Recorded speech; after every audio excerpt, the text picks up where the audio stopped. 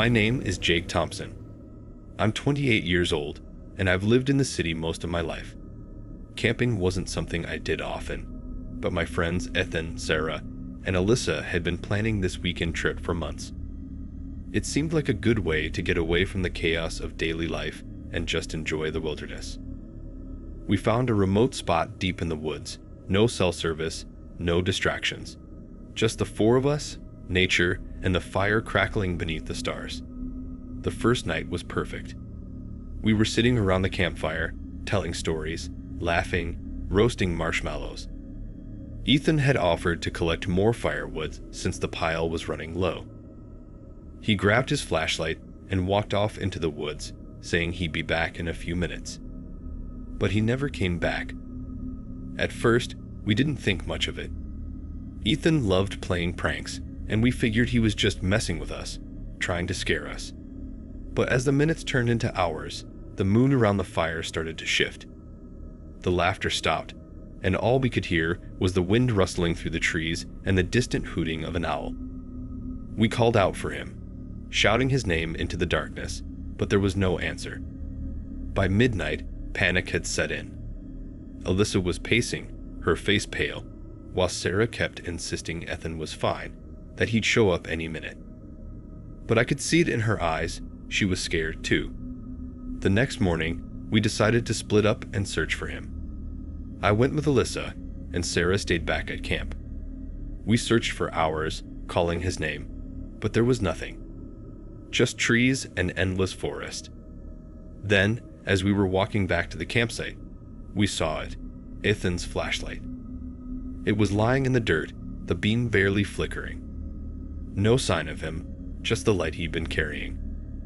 I picked it up, feeling a chill run down my spine. Something was wrong. I could feel it in my gut. By the time we got back to camp, the sun was starting to set again, casting long shadows across the trees. Sarah was sitting by the fire, her face streaked with tears. I sat down next to her, trying to comfort her, but she wasn't looking at me. Instead, she whispered, barely audible, "It's my fault." I didn't understand. I asked her what she meant, and that's when she broke down. She told me that she and Ethan had been having an affair, and she was terrified that he would tell Alyssa. She didn't want to lose Alyssa, her best friend, and had been arguing with Ethan just before the trip. But she swore she didn't know what had happened to him, that she would never hurt him. Before I could even process what she was saying, Alyssa appeared out of the shadows, her face cold and unreadable, and in her hand, a knife. "You don't have to worry about Ethan anymore," Alyssa said quietly, her voice calm in a way that made my blood run cold. "He won't be telling anyone anything." I froze, my mind racing. Alyssa had killed him. She killed Ethan to protect Sarah. I stood up slowly, trying not to show how terrified I was. Sarah was sobbing, completely broken, while Alyssa just stared at me, the knife still in her hand. I didn't know what to do. If I ran, she could easily catch me. But if I stayed, I wasn't sure I'd make it through the night. I took a deep breath and bolted, running faster than I ever had in my life. I didn't stop until I was out of the woods, leaving them both behind. I never told anyone the full story. The police searched but never found Ethan's body. The guilt still eats at me, knowing the truth but being too scared to face it. I'll never go camping again.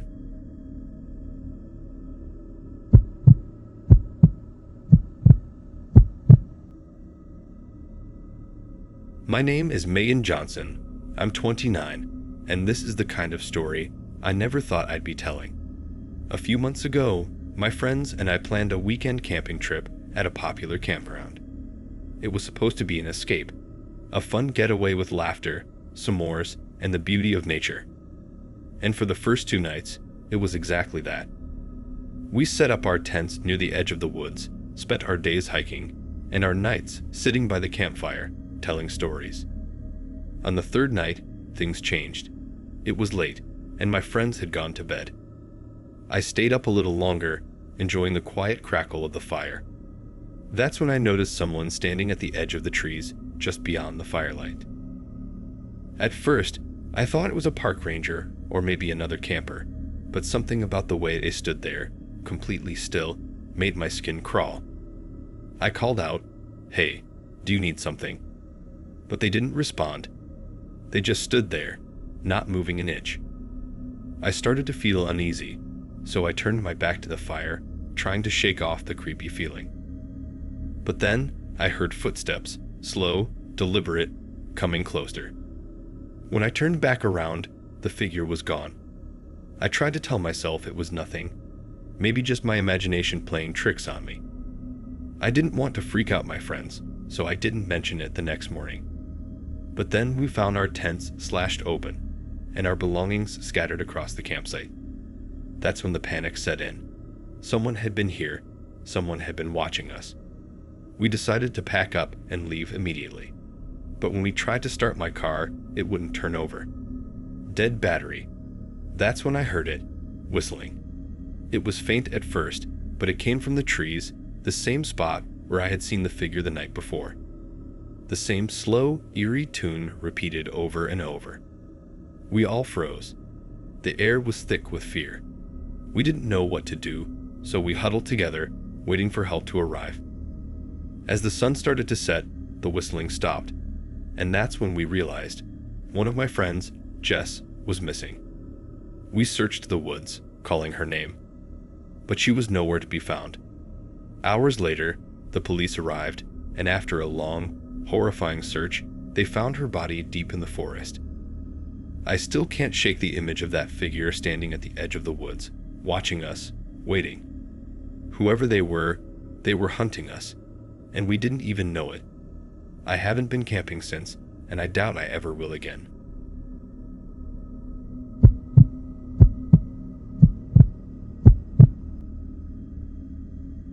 My name is Liam Foster, and I'm 30.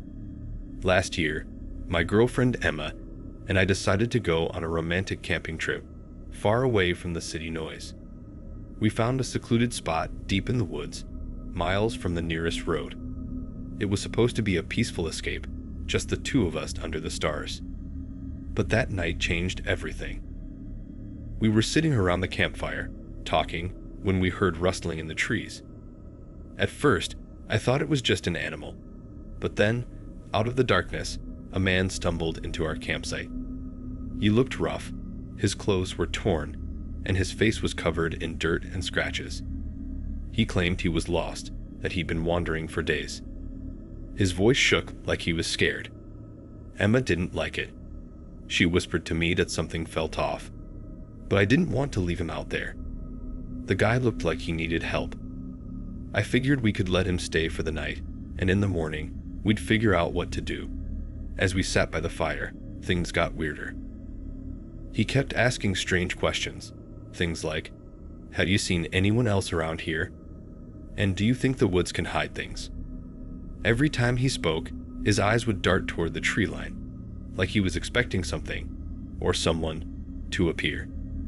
Emma was getting more and more uncomfortable, and honestly, so was I.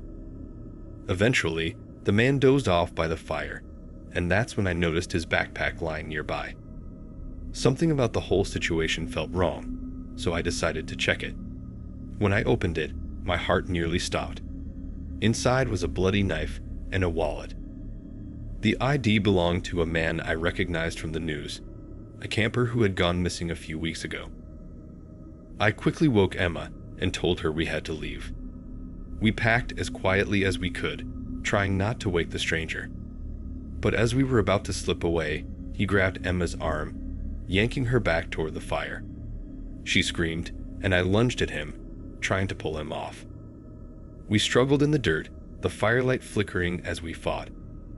I don't know how, but in the chaos, I managed to grab a rock and hit him. Hard. He went limp, and it was over. Emma and I didn't stick around to see if he was still breathing. We ran, not stopping until we were out of the woods. We never talked about it with anyone. The weight of what happened, of what I did, still haunts me. We haven't been camping since,